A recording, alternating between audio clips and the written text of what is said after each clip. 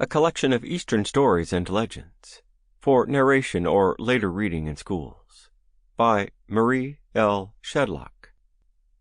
Narrated by Russell Stamets. Preface. In offering this volume to teachers, my chief aim is to provide material for narration which shall deal not with things temporal, but with the eternal verities. These, if presented to our boys and girls in dramatic form, at the most impressionable period of their lives, will sink deeply into their minds. When presented in more direct and didactic fashion, the same truths often fail to impress. These stories of the Buddha are not for one age or one country, but for all time and for the world. I have suggested their meaning in the index to enable teachers to see the contents at a glance. I strongly urge that little or no explanation should be offered to the children themselves.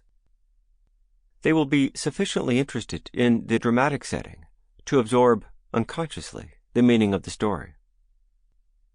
The book is not intended primarily for children to read, but for teachers to use in telling these tales. But when they have received the dramatic impression through the telling, they will have an added interest in reading the book for themselves. I have purposely avoided using illustrations to these stories.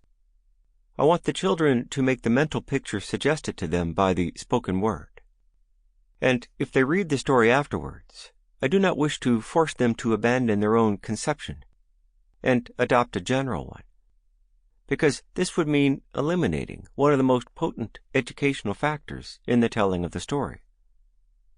I am greatly indebted to Professor Rhys Davids, not only because he has placed the material of his translation at my disposal, but because of his unfailing kindness and help in directing the work.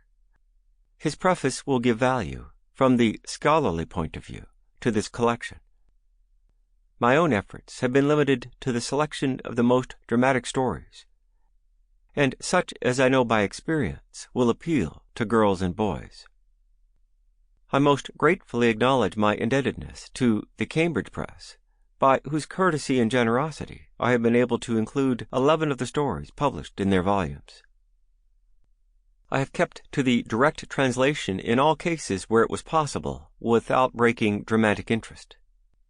But as my chief aim has been to present these stories in language effective for narrative purpose, I have sometimes shortened them, most notably in Mr. Rouse's beautiful translation of the Sample complete. Ready to continue?